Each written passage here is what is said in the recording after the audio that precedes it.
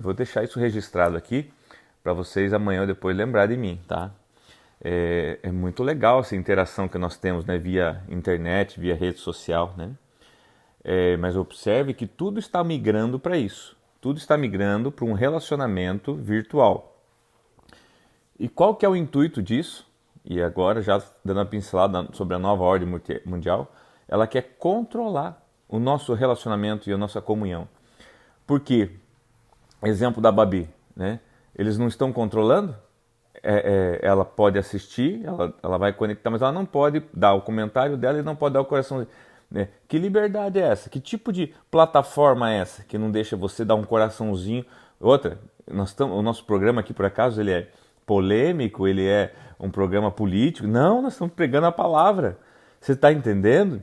Então, olha só, a unidade física do corpo de Cristo, irmãos, ela jamais será, né, substituída pela unidade virtual. Até porque a unidade virtual vai ser controlada. A unidade virtual vai ser controlada. Ouça isso.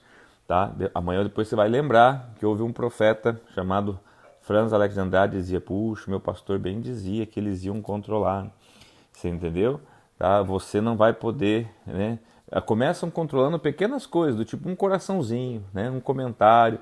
Você veja, gente, site pornográfico não bloqueio, né? Pedofilias não bloqueio. Agora, uma menina, tá? Uma jovem que está ouvindo a palavra, curtindo coraçõezinhos, né? E colocando publicações ali, comentários ali, né? Que não desagravam a ninguém, bloqueiam. Depois eu vou mandar a print que ela mandou, que é a print do próprio Facebook,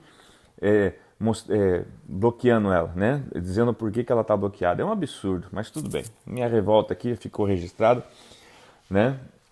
Não deixa de dar coraçãozinho por causa disso, viu, irmãos? Nem que bloqueie, pode dar coraçãozinho. Agora, mais do que nunca, manda coração aí pela Babi também. Isso, Silvinho. Ó, Silvinha tá mandando os coração pela Babi. É isso aí, gente. Vamos lá? Ah, meu Deus. Aleluia. Não sei, gente. Começa a subir um negócio, né? Uma raiva dentro da gente. Jesus, tem misericórdia. Vamos lá, gente. Vamos lá. Hoje nós vamos falar sobre Apocalipse, capítulo 11. Deixa eu te contar que eu deixei minha Bíblia, minha Bíblia que eu gosto de usar, eu deixei ela e eu tô com uma outra Bíblia aqui, ó. Pode ver que agora é mais fininha, tá vendo? E é tão esquisito, né, gente? Quando você pega uma Bíblia que não é. Essa é minha também, mas não é aquela que eu tô acostumado, né? Então, é daquela sensação assim, às vezes parece que tá faltando alguma coisa, mas tudo bem, vamos lá. Bom, feitas as saudações aqui, Mônica Souza, bom dia, Silvinha, bom dia, que tá dando já um coração pela Babi aqui, bom dia, Mônica aqui, Emanuele Vitória, bom dia, Manu, Deus abençoe minha esposa, a pastora Andréia, minha amada, Deus abençoe, bom dia, minha cunhada Cris Ribas, Eli Silva, Tânia Ferreira de Lima, Marli, a Vera Kramer já me avisou cedo hoje aqui que está indo para São Paulo, está embarcando no ônibus, que veria depois o programa pelo YouTube. Isso aí, vamos lá, gente, vamos lá, vamos caminhar. Então, olha, nós temos estudado o Apocalipse, gente. Na verdade, nós temos feito o quê? Eu gosto de frisar isso porque para ficar bem claro. Na verdade, nós não estamos estudando, nós estamos fazendo uma devocional, que é uma leitura, tá? Uma, de certa forma, quase que superficial, interpretação de texto, correlação, fazemos correlações com outros textos bíblicos. É óbvio que um estudo mais profundo necessita uma exegese, uma hermenêutica mais profunda, um estudo mais profundo de textos e contextos, e claro que aí não tem como a gente fazer em 10, 15 minutos, tá? Então, queridos, eu quero que você acompanhe comigo, Apocalipse 11, lembrando aqui que nós falamos antes do Apocalipse 10, só para você relembrar, né, nós falamos então sobre o anjo e sobre o livrinho, basicamente é os dois temas, os dois assuntos, né, os dois sujeitos do capítulo 10. Este anjo, né, nós, pelas suas características, né, então nós aqui cogitamos que é o anjo do Senhor, né, o anjo, não é qualquer anjo, né, não que os outros anjos sejam qualquer, mas enfim. Outra coisa, deixa eu ver aqui. Bom, enfim. Então, queridos, só para relembrar vocês disso, tá? alguns detalhes importantes, porque hoje nós vamos entrar no capítulo 11, vamos tocar a última trombeta e vamos caminhar, tá? Diz assim, versículo 1: Deram-me um caniço semelhante a uma vara de medir. Em algumas versões fala cano, né? Deu um cano, deu uma linha de medir, tá? E me disseram, vá e meça o templo de Deus e o altar. Aqui eu quero que você pontue a ordem para se medir o templo de Deus e o altar, ok? E conte os adoradores que lá estiveram. A medição é do templo, do altar, e a contagem é sobre os adoradores que lá, né, estiverem. Versos 2: Exclua, porém, o pátio exterior, não o meça, pois ele foi criado, foi dado aos gentios, perdão. Então, nessa medida do templo, né, lembrando que o templo, né, quando você estuda o templo e vê o templo, então ele tem a parte externa, né, onde ficava ali o altar de sacrifícios, tem o lugar santo e o santo dos santos. São três lugares, né, basicamente, uma estrutura de 3 locais. Então ele está falando assim, a parte de fora você não mede, porque ela foi dada aos gentios. Ok? Continuando, versículo ainda 2. Exclua, porém, o pátio exterior, não meça, pois ele foi dado aos gentios. Eles pisarão a cidade santa durante 42 meses. Aqui fala da cidade santa, que para nós hoje ela é muito, a simbologia é clara sobre Jerusalém, né? E aqui fala de um tempo, que fala assim, durante 42 meses, ou seja, aqui está falando, o contexto está falando, exclua, porém, o pátio exterior, não meça, então quer dizer, não faça medida do pátio exterior, tá? E diz o porquê, tá? Pois ele foi dado aos gentios, eles pisarão a cidade santa durante 42 meses. Então está falando assim, 42 meses, irmãos, é igual a 3 anos e meio, tá? É igual a 1.260 dias. Então você pode ouvir aqui falar de 1.260 dias, 42 meses ou 3 anos e meio, tá? E não tem como não nos remeter lá a Daniel, né, que nós vimos sobre as 70 semanas de Daniel. E que na última semana de Daniel, ou seja, os últimos 7 anos, tá, seriam divididos em 3 anos e meio ou 42 semanas, ou em 1.260 dias, né? E aqui está sugerindo, tá? Por favor, eu não quero afirmar nada, mas eu quero apenas levar você a uma interpretação que nesse capítulo 11, tá? A visão que foi dada, né? E o que ele está vendo é o quê? Quem é esse alguém? Aquele anjo do capítulo 10 dando, né, essa cana de medir para que ele medisse o templo de Deus, o altar, contasse os adoradores que ali estivessem, tá? Excluindo a parte externa, né? Porque essa parte foi dada aos gentios que pisarão a cidade santa durante 42 meses, tá? Darei poder às minhas testemunhas, e aqui começa a falar de testemunhas, tá? E elas profetizarão durante 1.260 dias, ou 42 semanas, ou 3 anos e meio, vestidas de pano de saco. Então aqui começa a falar, versos 3, de 2 testemunhas. Daqui a pouco eu vou falar sobre todos esses detalhes, ok? Versos 4. Estas são as 2 oliveiras. Então, essas 2 testemunhas, agora ele começa a dizer, estas são as 2 oliveiras, então, fazendo uma linguagem figurativa, essas 2 oliveiras e os 2 candelabros que permanecem diante do Senhor da terra. Então, falando que essas 2 oliveiras é isso, e a gente já vai chegar lá. Se alguém quiser causar dano, né, a essas testemunhas, né, da boca deles sairá fogo que devorará os seus inimigos. E assim é assim que deve morrer qualquer pessoa que quiser causar-lhes dano. Ou seja, haverá duas testemunhas nesse período de 3 anos e meio, que estará dando ali o seu testemunho, será um testemunho do próprio Deus, e quem tentar matar eles vai ser consumido por um fogo que sai da boca deles, ok? A gente já vai ver todos esses detalhes, não se preocupe. Verso 6. Esses homens têm poder para fechar. Então agora começa a dar uma característica destes homens. Primeiro, fala que essas testemunhas são homens e começa a dar característica desses homens. Eu acho que antes de entrar no verso 6, eu quero primeiro levar vocês então a uma escritura, para que a gente possa entender bem do que está sendo falado acerca dessa medida, medindo o templo, medindo o altar, depois fala sobre contagem de adoradores, depois fala sobre esse pátio exterior que é dado aos gentios, esses dias. Tem muitos textos paralelos que a gente poderia, né, pesquisar. Mas eu quero que você abra a sua Bíblia aí em Zacarias 4. Zacarias 4, deixa eu abrir aqui. Na verdade é do 10 ao 14, mas eu quero pegar uns versículos antes. Quando você lê Zacarias 4, na minha Bíblia aqui, não sei se vai aparecer para você, na minha Bíblia aqui, ó.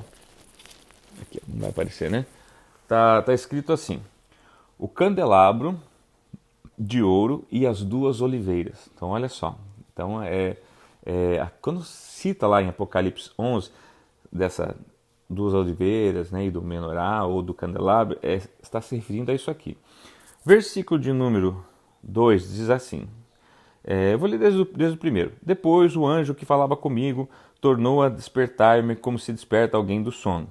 E me perguntou, o que você está vendo? Tá? Respondi, vejo um candelabro de ouro maciço com um recipiente para azeite na parte superior e 7 lâmpadas. Sabe aquele famoso menorá, aquele candelabro que com 7 lâmpadas, né, que a gente vê, muito usado, né, e que tinha inclusive lá na época no tabernáculo, né, para iluminar assim, tá? E a iluminação, claro que não era gás, não era luz, né, era por azeite, né, era por óleo, né, que colocava ali e colocava fogo. Então olha só, ainda no versos 2, azeite na parte superior, 7 lâmpadas e 7 canos para as lâmpadas.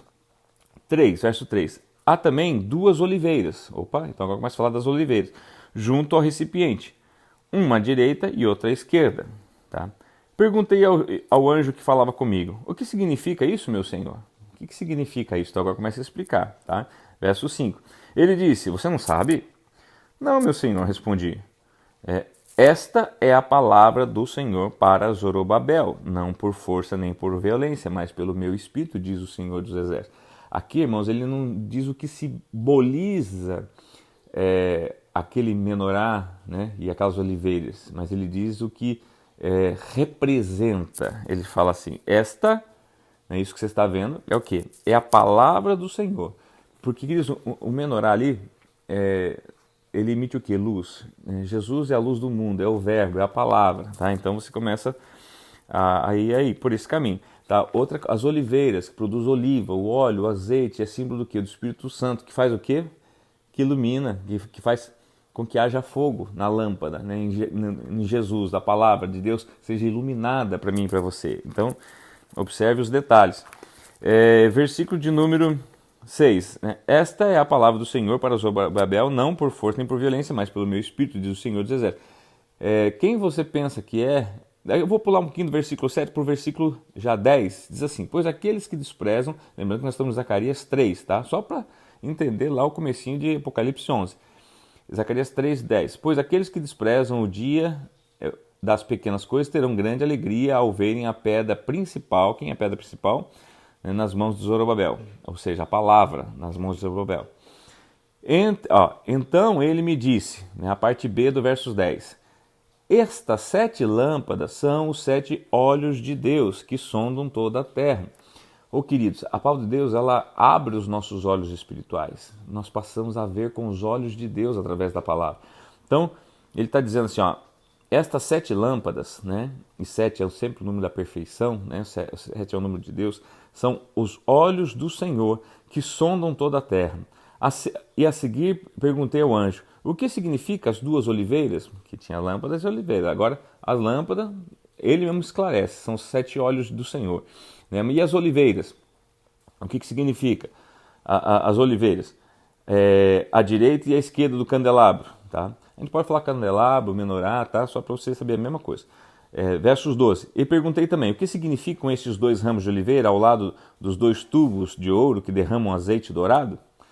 Ele disse, você não sabe? Não, meu senhor, respondi. Então ele me disse, são os 2 homens, agora veja bem, são os 2 homens que foram ungidos para servir o soberano de toda a terra. Aqui, queridos, então fala o seguinte, aquelas 2 oliveiras, elas estão ali o quê? Representando 2 homens que servem ao Senhor, tá? O soberano sobre toda a terra. Então agora, Apocalipse 11, fica mais claro, quando você vê ali que ele começa a falar para medir, né, o templo, medir o altar, medir o pátio, não medir o pátio exterior, porque ali está os gentios, e começa a falar então das testemunhas, tá? Que está no versículo 6. Estes homens, estes homens, lembrando que são as oliveiras ali, são essas duas testemunhas. Esses homens têm poder para fechar o céu, de modo que não chova durante o tempo em que estiverem profetizando. E tem poder para transformar água e sangue, ferir terra de toda sorte de pragas, quantas vezes desejar. Irmãos, sim, se você puxar na tua mente, biblicamente, tá? Quem na Bíblia, né? Que profeta, que pastor, que mestre, enfim, que apóstolo, que discípulo, que fez os céus pararem por 3 anos e meio, que não chovesse. Você lembra disso? Era quem? Elias, isso mesmo, tá? Quem que transformou a água em sangue? Lembra lá nas pragas do Egito, quando Moisés transforma então as águas em sangue, né? É claro, né? A pedido do Senhor, né? E as águas do Nilo se tornam em sangue. Então aqui está dizendo então que essas duas testemunhas, ó, esses homens têm poder para fechar o céu, de modo que não chova durante o tempo em que estiverem profetizando, que nós vimos ali em cima, que seria 42 semanas, ou 1260 dias, ou 3 anos e meio. E tem poder para transformar a água em sangue e ferir a terra com toda sorte de pragas, quantas vezes desejarem. Tá? Que são as duas testemunhas, as duas oliveiras. E eu quero também puxar para você, agora não vou lembrar o capítulo e o versículo, mas a passagem não vou lembrar agora o endereço, mas ali na transfiguração, no Monte da Transfiguração, quando Jesus com seus discípulos, eles vão orar, e ali então o céu ele se transporta, né, para uma dimensão, e Jesus é visto, né, e os discípulos contemplam isso, né, e eles veem então Jesus falando com 2 homens, 2 testemunhas, lembra? E lembra lá o que o texto fala, quando Pedro quer montar uma tenda para cada um, lembra? Elias e Moisés, então assim, sugere, tá, não estamos afirmando, mas que essas 2 testemunhas seriam, né, os 2 profetas. Também, muitos estudos, comentaristas, teólogos, você vai ver que eles também se referem a Elias, né, como um profeta, e a Moisés como a lei. Então aqui também alguns sugerem que estaria se falando dos 2 evangelhos, Novo e Velho Testamento, ou da lei e dos profetas, tá? Como nós estamos fazendo uma devocional, podemos considerar todas essas opções sem problemas nenhum. Afinal de contas, nunca é demais, né? Agregarmos conhecimento. Particularmente, para mim me parece muito claro, né? Que é 2 pessoas mesmo, né? Não vamos também enfeitar demais, né? Simbolizar demais, metaforizar demais, né? Para mim é simples, 2 homens, né? Um que tem poder para cerrar os céus, né, por 3 anos e meio, e o outro que tem poder de transformar água em sangue, né, e que já aconteceu isso, e que são testemunhas, que já foram vistos. Para mim é mais simples pensar assim, mas nós consideramos que nós estamos aqui, né, tentando juntos chegarmos aqui a uma revelação que o Espírito pode conceder a nós. Versículo então, já lemos o 7, vê? Quando eles tiverem terminado o seu testemunho, não lemos ainda. A besta que vem do abismo os atacará. Então veja bem, nesse período aqui, onde essas 2 testemunhas por 3 anos e meio vão estar o quê? Testemunhando, gente, vai estar... Quem tentar matar eles vai ser consumido pelo fogo, com esse fogo da boca deles. Essa questão também de sair fogo da boca, em Jeremias 23, 29, diz assim, a minha palavra é como fogo, o martelo que despedaça a rocha, tá? Então assim, a palavra de Deus, né, ela é poder, tá? Então eles vão ter muito poder, muita autoridade na sua palavra, na tua boca. Tá? É capaz de dizer assim, morra, a pessoa morre. Mas fogo, tá? Aqui, ó. Versos 8. Então, o verso 7, né? A besta que vem do abismo os atacará e irá vencê-los e matá-los. Coitados, né, irmão? Pois olha, que Elias não foi morto, agora vai ser morto, né? Ele foi arrebatado, agora vai ser morto. Moisés também não se viram ele morrer, apesar que tem a discussão lá de Judas sobre o corpo de Moisés, né? Mas não diz que ele foi morto, né? Diz que brigaram pelo corpo, e aí tem várias variantes. Enfim, versos 8. Os seus cadáveres ficarão expostos na rua principal, além de morto será publicamente exposto na rua principal da grande cidade, que figuradamente é chamada Sodoma e Egito. Opa, como assim Sodoma e Egito? Mas vírgula, onde também foi crucificado o seu Senhor. Opa, onde foi crucificado o Senhor nós sabemos, né? Foi em Jerusalém. Então, na verdade, o que significa quando ele diz assim, ó, figuradamente é chamada Sodoma e Gomorra? Está dizendo o seguinte, que nesse tempo, Jerusalém tá? De forma figurada, será chamada ou conhecida ou reconhecida como Sodoma e Egito. Por quê? Egito, porque é sempre o símbolo da idolatria, da perversidão, né? Da apostasia, da religiosidade, tá? E Sodoma por causa da promiscuidade, do pecados sexuais, enfim, de todas as inconstâncias, né, morais, enfim. Então, assim estará, né? Nessa época, então, serão mortas essas testemunhas. Imagina a balbúrdia que vai estar, né, este período aqui. E diz assim, agora começa um negócio muito bacana, muito legal, que vale a pena você prestar mais um minutinho da tua atenção. Os seus cadáveres ficaram expostos na rua principal da grande cidade, figuradamente é chamada Sodoma e Egito, onde também foi crucificado seu Senhor. 9. Durante 3 dias e meio, aqui usa a expressão 3 dias e meio, gente de todos os povos, tribos, línguas e nações contemplarão seus cadáveres e não permitirão que sejam sepultados. Então, que por 3 dias e meio os corpos ficariam ali expostos. O que vai acontecer depois de 3 dias e meio? Versos 10. Os habitantes da terra se alegrarão por causa deles e festejarão enviando presentes uns aos outros, pois esses 2 profetas haviam atormentado os que habitavam na terra. Queridos, por que 2 profetas de Deus, testemunhas escolhidas, né, atormentam o povo? Porque atormenta quem estava em balbúrdia, e eles chegam então tentando moralizar, tentando pregar a verdade. Então é um tormento. Então, quando eles são mortos e expostos, aquele povo daquela época faz festa, porque esses miseráveis, esses desgraçados morreram, tá lá, ó, vamos festejar. Eles davam presentes uns aos outros, comemorando, né, a morte destas testemunhas. Por quê? Essas testemunhas atormentavam eles. Atormentavam por quê? Porque ficavam ali pregando a verdade, falando de palavras de vida, tentando transformá-los, tentando que eles se arrependessem, tentando posicioná-los no Senhor. E eles têm ódio desses testemunhas, né? Então o versículo 11 diz assim: mas depois de 3 dias e meio entrou neles um sopro de vida. Gente, isso aqui dá um filme de suspense, de terror maravilhoso. Mas depois de 3 dias e meio entrou neles um sopro de vida da parte de Deus e eles ficaram em pé. Queridos, eles ressuscitam. Para pensar aqueles pessoal, irmão, que até presente deram um para o outro, fazendo festa, né? Porque tinham morrido essas 2 testemunhas, né? Se é Moisés e Elias, não sabemos, mas enfim, ou alguém que vem no espírito deles. Afinal de contas, a Bíblia fala assim que quando fala de Elias se refere a João Batista também. Então, enfim, estaria no mesma pegada, né?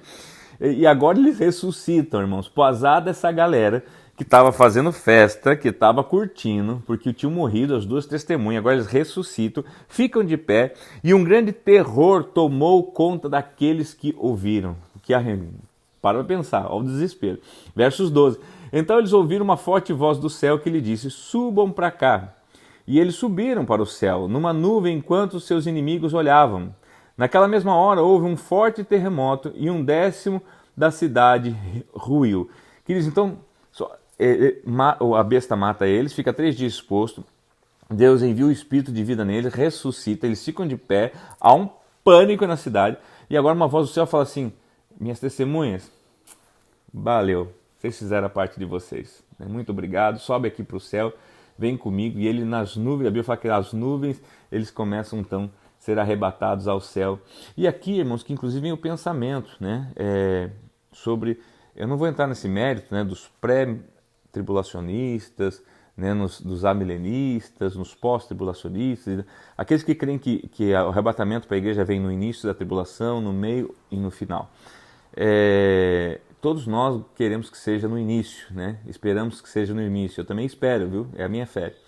Mas é estranho quando você lê um versículo desse aqui, que ele pede para medir lá o templo e medir o altar, e ele fala só que não meça o altar externo, porque esse é o lugar dos gentios, que vão ficar aí por um tempo.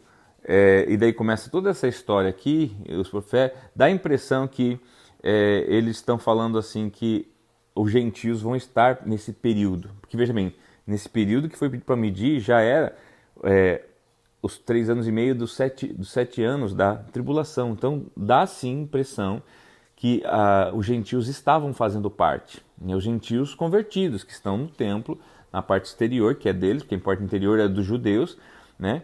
Mas então dá a impressão que nessas horas me faz crer que nós vamos entrar no período da tribulação, vamos vivenciar sim os 3 primeiros anos e meio, e na metade, né, junto com essas testemunhas aqui, seremos arrebatados. Mas, volto a dizer, isso não é o mais importante, porque assim, nós temos que estar preparado, seja hoje, seja no início, seja hoje, seja no meio, seja no final. Nós temos que estar pronto. Temos que estar pronto para viver, temos que estar pronto para morrer. Então, assim, na verdade a gente não tem que ter medo de nada disso. Então, para nós, que seja uma surpresa agradável, seja ela qual for, tá? Versículo de número 12, então eles ouviram uma forte voz do céu que lhes diz, subam para cá, e subiram para o céu numa nuvem, enquanto seus inimigos olhavam. Seus inimigos, olhavam, não é os seus amigos. 13, naquela mesma hora houve um forte terremoto e 1/10 da cidade ruiu. 1/10, irmãos, 1/10 parte daquela cidade, ou seja, ruiu. 7.000 pessoas foram mortas no terremoto. Às vezes a gente fica preocupado porque 30 mil, ou 30 e poucas mil morreu agora do coronavírus. Aqui, gente, num terremoto, 7.000, numa pancada só. Tá? Os sobreviventes ficaram aterrorizados e deram glórias a Deus do céu. Você está percebendo que parece que daí quando vem a coisa, quando morrem uns, daí parece que, nossa, daí glorificam a Deus. Até então estavam fazendo festa, né? Pela morte dos testemunhas fiéis. Agora começa a fazer glorificar a Deus, né? Vai entender, né, gente? E pior que esse povo somos nós, né? Ai, Jesus, tem misericórdia. O segundo ai passou, o terceiro ai virá em breve. Agora sim, então, versos 15, a 7ª trombeta, irmãos. Nós vamos tocar logo essa trombeta, pelo amor de Deus. O 7º anjo tocou a 7ª trombeta e houve forte voz nos céus que dizia, o reino do mundo se tornou do nosso Senhor e do seu Cristo, e ele reinará para todo sempre. Queridos, quase que vontade de espirrar aqui, desculpa. E ele reinará para todo sempre. Queridos, aqui talvez resume a razão da nossa existência. Por quê? Desde o início, desde o princípio, era para ser isso aqui. O reino do mundo, né, se tornou do nosso Senhor e do Cristo, do seu Cristo. E ele reinará para todo sempre. Se você for ver lá desde Gênesis, né, essa aqui era a ideia original. Deus criou o mundo, né, entregou para Jesus, que criou junto com ele, e Cristo, né, porque Cristo o que é? É Deus Filho partilhado por nós, ou seja, através de nós, do Adão, da Eva, do Sete, né, nós iríamos o quê? Reinar com ele para sempre, neste mundo. Então, por isso que venha a nós o teu reino, seja feita a tua vontade aqui na terra como no céu, porque este mundo aqui era para ser como o céu, queridos, né? Era para ser uma extensão do céu, reinado por Cristo e nós reinando com ele. Então aqui a gente vê aqui o versos 15 da trombeta, né, da 7ª trombeta, do 7º anjo, né, tocando a 7ª trombeta, houve forte voz no céu e dizia, o reino do mundo se tornou do nosso... Então a gente vê o quê? Que agora ele vem assumindo, né? Realmente ele está assumindo aquilo que é dele, para ele, por ele, tá? Em todo o tempo e para sempre. Verso 16, os 24 anciões então estavam sentados no trono diante de Deus, prostraram-se sobre os seus rostos e adoraram a Deus, dizendo, graças te damos, Senhor, Deus Todo-Poderoso, que és, que era, porque assumiste o teu grande poder e começaste a reinar. Então aqui a gente vê o quê? Né? A gente entende aqui realmente como a vinda de Jesus para reinar, né? Que seria o final da grande tribulação, né? O início para o início milenar ali, tá? As nações se iraram e chegou a tua ira. Chegou o tempo de julgares os mortos, de recompensas a teus servos e profetas, aos teus santos, aos que temem o teu nome, tanto pequenos como grandes, de destruir os que destroem a terra. Então foi aberto o santuário de Deus nos céus. Olha só, então agora nesse momento é verso 19, é aberto o santuário de Deus no céu, e ali foi vista a Arca da Aliança. E por que comentam que ali foi vista a Arca da Aliança? Já vamos falar sobre isso. Houve relâmpagos, vozes, trovões, terremotos em grande temporal e granizo. E ali foi vista a Arca da Aliança. Por que isso? A Arca da Aliança, né, foi dada lá no tabernáculo, foi feita, né, na verdade, lá no Velho Testamento. E ela sempre simbolizava, representava a presença de Deus ali na sua tampa, os seus anjos, dentro dela a tábua, a vara de Arão, uma porção do maná, representando uma atmosfera, um ambiente de eternidade. Sequer estragava o maná ali dentro, a palavra é santa e eterna, a vara, né, que simbolizava, né, a vara de Arão, aquela que brotou sem estar plantada com raiz na terra, tá? Então, queridos, no nome de Jesus, eu quero que você entenda que esta visão da arca aqui, né, do céu, né, ela representa o seguinte: muitas pessoas hoje ainda ficam procurando onde está a arca na terra. A arca está no céu, queridos, né? Deus recolheu ela, tá? Que ela simbolizava a presença, porque agora Ele é a própria presença, né? A arca ela vai sim um dia voltar. Nós não vamos trocar a imagem pelo verdadeiro, tá? Mas sim, Ele é a nossa arca hoje. O Senhor, a sua presença, a sua palavra, a obediência a ela, tudo aquilo que Ele nos proporciona através dela. Eu não quero alongar mais, né? Já alongamos bastante. Eu quero só dizer para você que tem sido muito bom, né, comentar isso com vocês. Há muitas coisas, eu fico perdido nas minhas ideias, porque há muitas coisas que eu queria partilhar, mas o tempo é curto. Mas é o suficiente para despertar em você o interesse e o desejo. Deus abençoe a sua vida, que o Senhor seja com vocês. Obrigado pela sua companhia, né? Eu sei que às vezes é difícil ficar na telinha